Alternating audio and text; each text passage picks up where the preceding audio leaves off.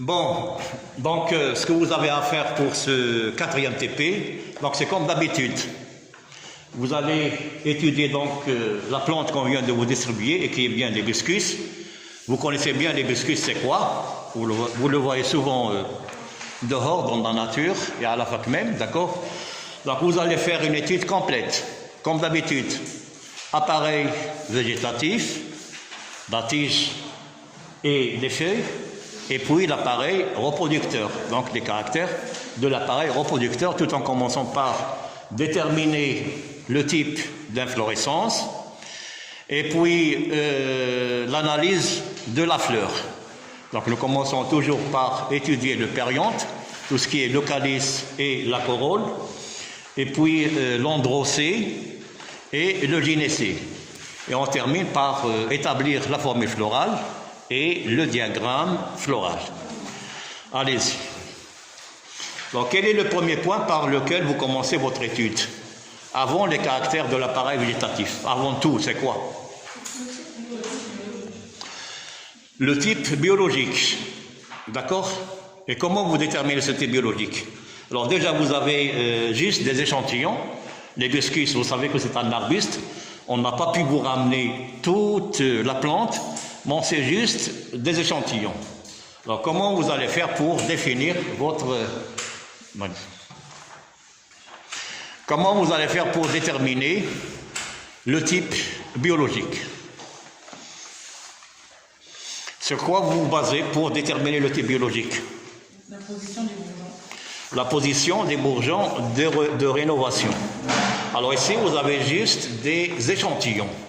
Des échantillons qui sont représentatifs. Vous avez la tige, la feuille et la fleur. Mais où est-ce qu'elles sont? Comment vous allez faire pour avoir une idée sur la position des bourgeons de rénovation? Donc c'est pour cela que il faut toujours faire appel à l'aspect général de votre plante. Est-ce que la plante est un arbre? Est-ce qu'il s'agit d'un arbuste ou bien d'une herbacée? Alors ça, c'est hibiscus. Déjà, vous connaissez l'hibiscus. Est-ce que c'est un grand arbre? Est-ce que c'est un arbre? C'est quoi alors? Hein? C'est un arbuste. Et vous savez maintenant la différence majeure entre un arbre et un arbuste. Un arbre est reconnu par son tronc qui est épais. Et puis la ramification se fait vers un niveau plus haut. Alors que l'arbuste, généralement, la ramification se fait à partir de la surface du sol. D'accord? Alors l'hibiscus, est-ce un arbre ou un arbuste? Est un arbuste. Ce qui fait que le type biologique, voilà, phanérophyte ou caméphyte. Alors les phanérophytes, d'après les schémas que vous avez sur votre polycope, les schémas, alors, c'est quoi? C'est quoi comme type biologique? Est une phanérophyte.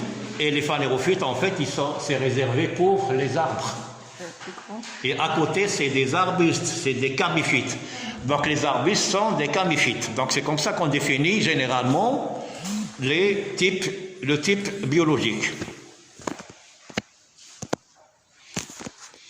Donc il faut avoir une idée sur l'aspect général, bien le port général de la plante. Alors s'il s'agissait par exemple d'une herbacée, alors dans ce cas, il suffit de prendre ou bien de voir est-ce qu'il y a présence des organes souterrains tels que le bulbe, le tubercule, etc. Ou bien est-ce que cette herbacée possède une racine pivotante pour dire que c'est une hémicryptophyte, ou bien elle ne possède ni racine pivotante ni ses organes souterrains, le bulbe, tubercule et rhizome. Dans ce cas, donc, on va assister à des herbacées qui sont annuelles, donc les thérophytes. D'accord? Donc le type biologique, c'est quoi? Qu'est-ce qu'on a dit à propos du type biologique? C'est un arbuste. Oui. Donc c'est bien une caméphyte. Bon, la forme biologique ou bien le port général est un arbuste, donc le type biologique est bien une caméphyte. Alors une fois on détermine le type biologique, nous passons rapidement au caractère végétatif. Quelques caractères de la tige et puis quelques caractères de l'appareil foliaire, des feuilles. Alors comme on vous a dit avant, on passe rapidement sur les caractères végétatifs et on insiste beaucoup sur les caractères de l'appareil reproducteur. Alors, ce que vous devez faire tout d'abord, c'est de prendre votre échantillon, vous le déposez entièrement, bon, surtout la partie tige, vous déposez au-dessous de la loupe et observez est-ce qu'il y a des poils. Donc, c'est le premier point à faire. Déposez donc un brin de tige et essayez de voir est-ce qu'il y a présence ou absence des poils.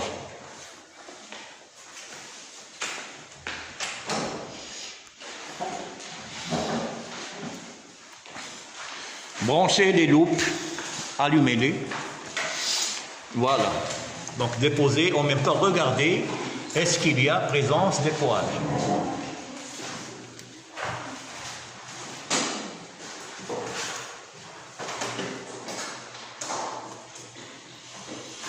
Des poils qui parcourent. Alors normalement vous devez observer ces poils. Alors les poils, ils sont de couleur blanche. Ils sont blancs et ils sont en étoile. Donc c'est comme ce qui est schématisé au tableau ici. Donc c'est la tige et puis donc des poils qui sont en étoile, de couleur blanche.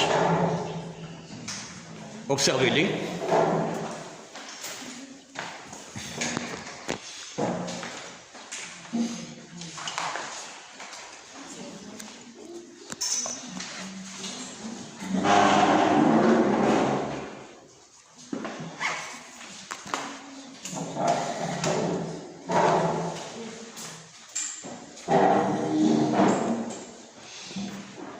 Vous voyez? Sinon, regardez cette partie. Alors sinon, regardez cette partie-là. À deux parties. Alors ici, je vois que c'est plein de poils. Regardez. Observez là. Vous voyez des poils qui sont de couleur blanche et qui sont en étoile. Oui ou non? Regardez à votre tour. Observez bien. Il a beaucoup de poils. Voilà. Qui sont en étoile et de couleur blanche. Sinon, venez voir ici chez vos camarades. Vous laissez la préparation, comme ça.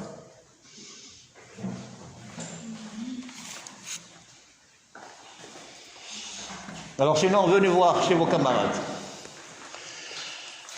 Donc c'est plein de poils. Il y a des poils qui parcourent la tige. Et ces poils existent même parfois sur les pétioles des feuilles. Donc beaucoup de poils de couleur blanche et qui sont en étoile, qui parcourent la tige des malvoises.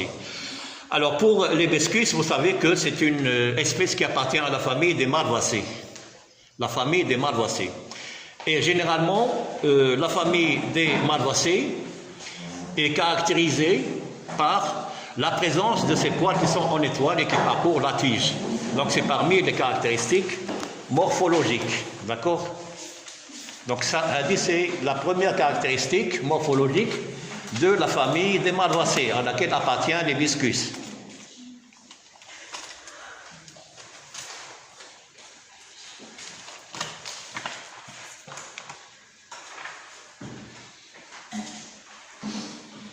Oui ou non?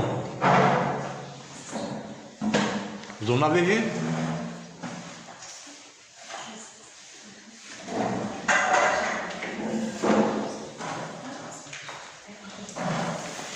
Donc, comme je disais, c'est parmi les caractéristiques morphologiques de la famille des malvoises. Donc, c'est écrit au tableau là. Donc, parmi les caractéristiques, c'est la présence des poils qui sont en étoile. Alors, deuxième caractéristique morphologique, pour qu'on passe rapidement sur les caractères végétatifs, c'est au niveau des feuilles. Alors, observez bien, les feuilles, comment sont-elles? Bon, d'abord, comment sont les feuilles? Est-ce qu'elles sont simples ou bien composées? Vous repérez le pétiole tout d'abord, le pétiole, parce que les feuilles sont bien pétiolées. Repérez le pétiole et regardez est-ce qu'il y a des feuilles qui sont simples ou bien composées. C'est quoi qu'on fait? Simple. C'est des feuilles simples. Elles ne sont pas composées. Les feuilles simples qui sont disposées comment? Ils sont opposés ou alternes? Alterne. Comment sont-elles? Opposé. Allahu Akbar. Les feuilles sont bien alternes, ils s'alternent. Les feuilles sont bien pétiolées, ils sont simples et ils sont alternes, voilà. Alors une caractéristique au niveau de la feuille, toujours de la famille des malvacées, restons toujours au niveau des feuilles. Alors les feuilles, le lin foliaire, comment il est son port, c'est-à-dire le pourtour du lin foliaire? Est-ce qu'il est entier ou bien il est découpé? Regardez bien.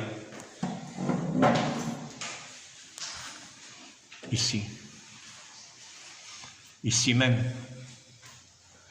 Le pourtour du lin foliaire, comment il est? Est-ce qu'il est entier ou bien découpé? Parlez. Le pourtour, est-ce que c'est entier ou bien il est découpé? Comment? Vous voyez pas qu'il est découpé en lobes? C'est des lobes, ça. Faites voir. Alors, c'est bien découpé en lobes. On dit que les feuilles sont lobées. Les feuilles sont lobées et sont découpées en petites lobes. Donc les feuilles sont lobées. Et comme les nervations sont de type palmé, on dit que les feuilles de la famille des malvacées sont palmati-lobées. Le terme est écrit au tableau, là. Alors les feuilles sont palmati-lobées. Palmati-lobées, parce que déjà les feuilles sont lobées et en nervation palmées. Également une caractéristique morphologique de la famille des malvacées. Alors une troisième caractéristique, c'est que les tissus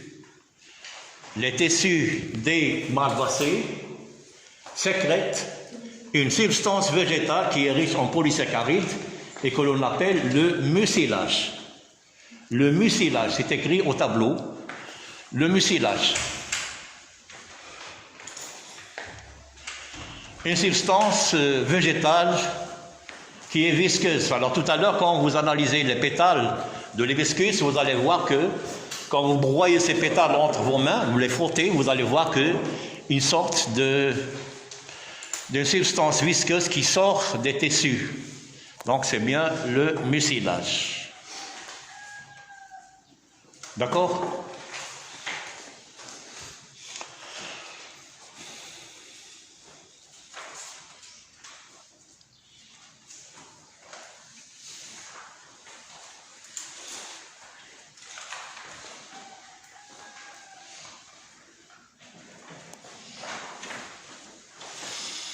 Alors ensuite,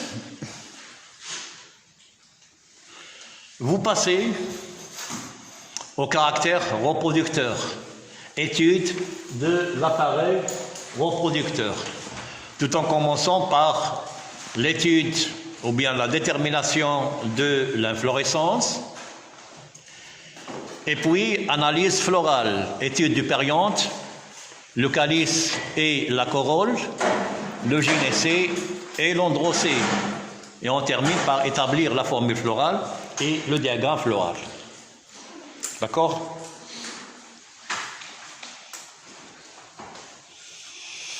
Alors premièrement, donc comment est l'inflorescence de cet hibiscus, l'inflorescence. Alors certains d'entre vous possèdent des échantillons avec juste une seule fleur. Alors dans ce cas, on ne peut pas parler d'une inflorescence. On parle de l'inflorescence seulement quand il s'agit de plusieurs fleurs qui sont réunies sur un axe que l'on appelle axe de l'inflorescence. Alors ça dépend des échantillons que vous avez. Alors normalement, quand il s'agit d'une seule fleur, on dit que les fleurs sont solitaires. On ne parle pas de l'inflorescence. Les fleurs sont solitaires. Mais si quand même on assiste à une inflorescence, exemple, cet échantillon que j'ai entre mes mains, Vous voyez là, j'ai une fleur qui est ouverte déjà, c'est celle-là. Donc déjà, la fleur elle est ouverte, d'accord? Elle est située à la base, en bas, et elle est suivie d'autres fleurs qui sont encore très jeunes. Ici, j'ai une fleur qui est encore fermée, et ici même. Donc selon l'âge des fleurs, je trouve que les fleurs les plus âgées sont bien situées à la base de l'axe, et au sommet, je trouve les fleurs qui sont des boutons floraux même, donc ce sont des fleurs qui sont très jeunes. Les fleurs jeunes sont situées au sommet, et les fleurs les plus âgées à la base, ce qui donne une inflorescence de type indéfini. Elle est indéfinie, d'accord? Et comme les fleurs sont bien pédonculées, avec leur pédoncule floral, donc je suis bien dans le cas d'une grappe typique. C'est une grappe. C'est clair? Vous avez compris pourquoi c'est une grappe? Oui ou non? Oui. Donc, expliquez-moi pourquoi c'est une grappe. L'inflorescence est simple. Elle est simple, d'accord. Est-ce qu'il est indéfini ou défini? Il est indéfini. Comment vous différenciez entre indéfini et défini? Les fleurs les plus vieilles se trouvent en bas. Où ça? Là-bas. Les fleurs et non pas des feuilles. Les fleurs. Les fleurs. Oui. Où est-ce qu'elle est la plus vieille, la plus âgée? Voilà. Celle-là. Et au sommet, on trouve des fleurs qui sont encore plus jeunes, fermées. Donc c'est bien une inflorescence indéfinie. C'est clair ici?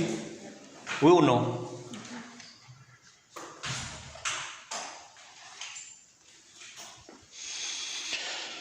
Donc l'inflorescence est bien une grappe typique. D'accord? Alors maintenant,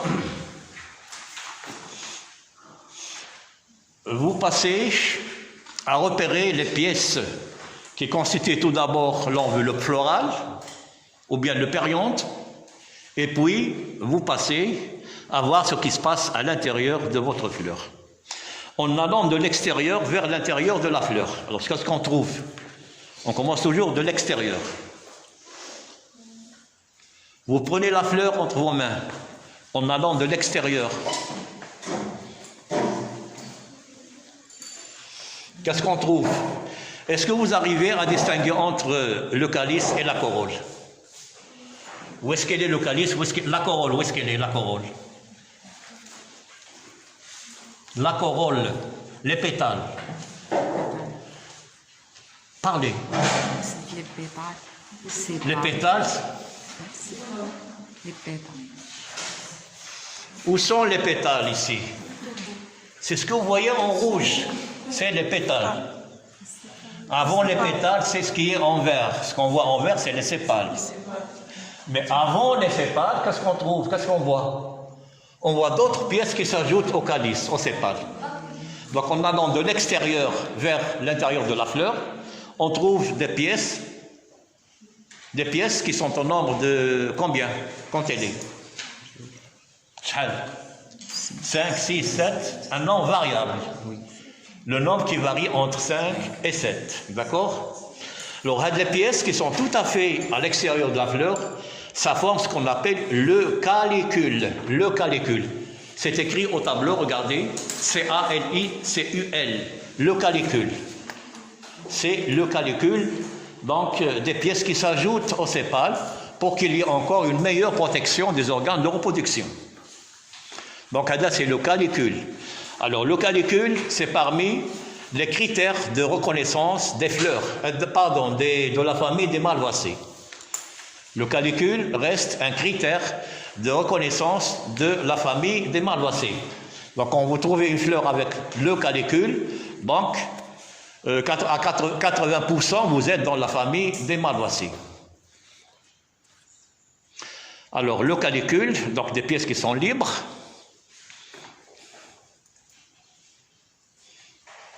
Quoi encore? Alors, le calice. Donc, à côté du calicule, c'est le calice. Combien de sépales? Hein? Comment sont-ils les sépales? Libres ou soudés? Alors, il y a une partie qui reste libre, un tiers. Mais les 2 tiers du calice sont soudés. Les 2 tiers sont soudés.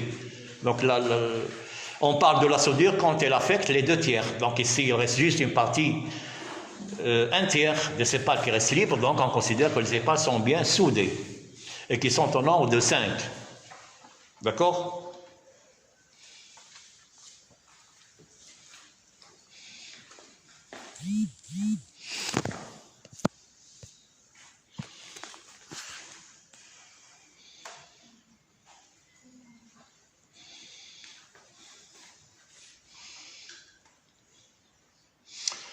Alors maintenant, vous passez aux pétales.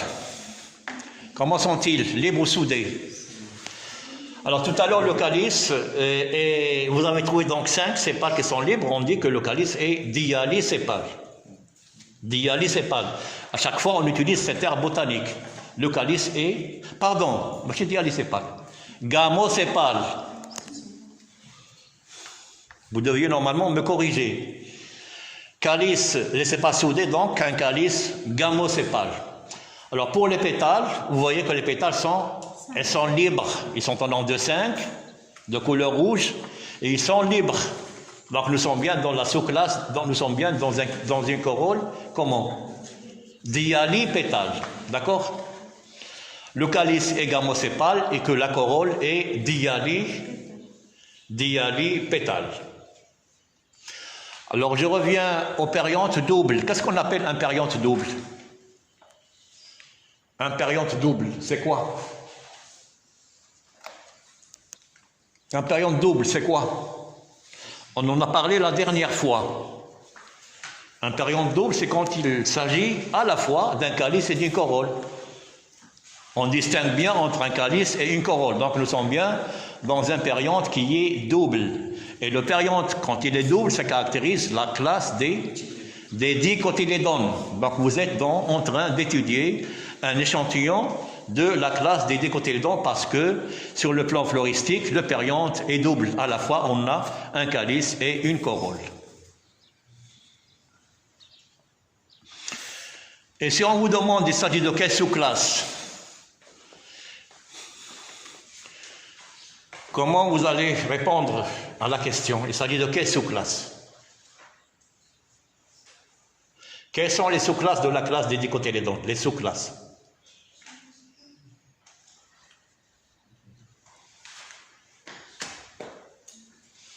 Les sous-classes. Il y a la sous-classe des apétales, dialipétales, et la sous-classe des gamopétales. Alors ici, comme la corolle est dialipétale, donc vous êtes en train d'étudier un échantillon, une espèce de la sous-classe des dialipétales. C'est clair?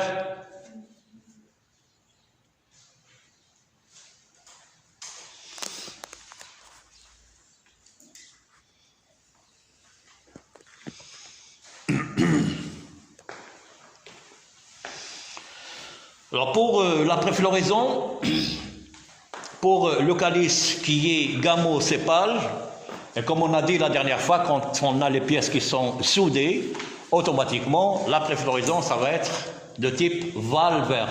Il ne va y avoir aucun recouvrement entre les pièces florales. Alors ici, vous avez un calice qui est gamosépale, donc la préfloraison pour les sépales, c'est bien valvaire. Alors pour les pétales, normalement, on cherche la préfloraison au niveau d'un bouton floral pour voir est-ce qu'il y a un certain recouvrement ou pas. Mais pour les pétales, ce n'est pas la peine de chercher parce que déjà les pétales gardent leur position initiale qui était au niveau d'un bouton floral. Alors observez tous les pétales, comment sont-ils entre eux? Est-ce qu'il y a un certain recouvrement? Est-ce qu'ils sont tous au même niveau ou bien il y a un certain recouvrement?